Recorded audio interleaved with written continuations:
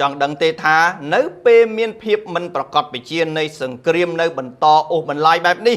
តើទិសដៅសន្ទុះប្រាក់ដុល្លារឡើងថ្លៃឬក៏ចុះថ្លៃ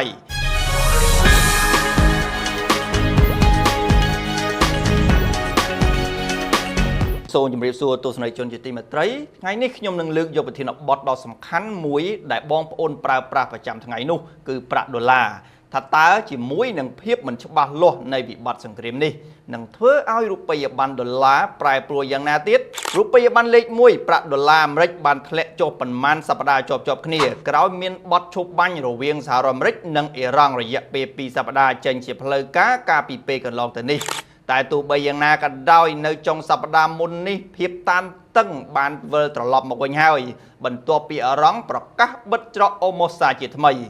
និងសហរដ្ឋអាមេរិកបានរឹបអូសនាវាដឹកប្រេងរបស់អ៊ីរ៉ង់ដែលបានបើកតាមច្រកនោះតាមរយៈយុទ្ធសាស្ត្របិទគប់របស់ប្រធានាធិបតី Donald Trump ហើយកត្តានេះបានជំរុញឲ្យប្រាក់ដុល្លារត្រឡប់ឡើងថ្លៃជិត 1% ក្រោយសម្ពាធអតិផរណាពីតម្លៃប្រេងឡើងថ្លៃជាមួយគ្នានេះដែរវិនិយោគិនសកលកំពុងតាមដានមិនដាក់ក្រសែភ្នែកនោះទេចំពោះកិច្ចចរចាជុំទី2កំពុងដំណើរការនៅប្រទេសប៉ាគីស្ថានលើបទឈប់បាញ់ដែលត្រូវផុតសុពលភាពនៅថ្ងៃពុធនេះថាតើមានអ្វីប្រែប្រួលឬមានលទ្ធផលជាដុំកំភួនអ្វីទេក្រោយលោក Donald Trump ប្រកាសពន្យាពេលបទឈប់បាញ់ដោយមិនទាន់បានកំណត់ពេលជាក់លាក់នេះបើយោងតាមសារព័ត៌មាន Reuters បានចេញផ្សាយបាទសម្រាប់បងប្អូនដែលកំពុងកាន់កាប់ប្រាក់ដុល្លារជាពិសេសនោះវិនិយោគិនចង់ដឹងទេថានៅពេលមានភាពមិនប្រកបវិជ្ជានៃសង្គ្រាមនៅបន្តអូសបន្លាយបែបនេះ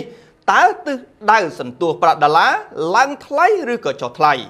ជាការវិភាគនិងចែករំលែកខ្ញុំនឹងលើកយកសេណារីយ៉ូ2ទាំងទិសដៅចុះនិងទិសដៅឡើងមកជម្រាបជូនសេណារីយ៉ូទី1នោះគឺទិសដៅឡើងថ្លៃប្រសិនបើសង្គ្រាមមិនប្រសើរឡើងវិញនោះទេឬកិច្ចចរចាបរាជ័យឬមិនមានលទ្ធផលច្បាស់លាស់នៃកិច្ចចរចាជាពិសេសនោះច្រកដឹកជញ្ជូនធម្មពលសំខាន់របស់ពិភពលោកនៅបន្តបិទកាន់តែយូរប្រាក់ដុល្លារកាន់តែឡើងថ្លៃ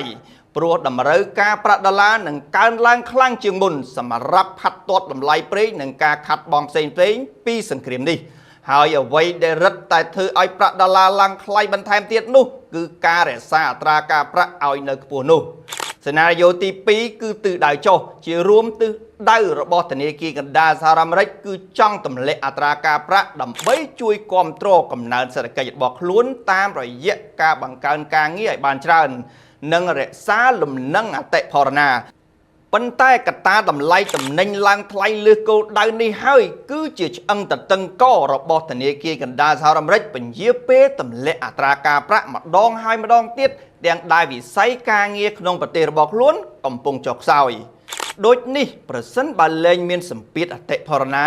ដែលរងផលប៉ះពាល់ដោយតម្លៃប្រេងដោយវិបត្តិសង្គ្រាមនៅមជ្ឈិមបូព៌ានោះតម្លៃប្រាក់ដុល្លារនឹងធ្លាក់ថ្លៃចុះខ្លាំងតែម្ដងហើយនឹងដើរតាមគន្លងនៃការបញ្ចុះអត្រាការប្រាក់អមជាមួយនឹងការជំរុញរបស់លោក Donald Trump ឲ្យបន្ធូរបន្ថយអត្រាការប្រាក់ខ្លាំងបន្ថែមទៀតនោះបាទបទវិភាគរបស់ខ្ញុំសូមបញ្ចប់ត្រឹមនេះបើកអ្នកនេះទិញលក់ហាងឆេងមាសឥឡូវនេះលោកអ្នកនឹងទទួលបានការបន្តបណ្ដាលនិងការប្រឹក្សាពីអ្នកជំនាញព្រមទាំងក្លាយជាសមាជិកនៅក្នុង Channel VIP ដែលគិតថ្លៃ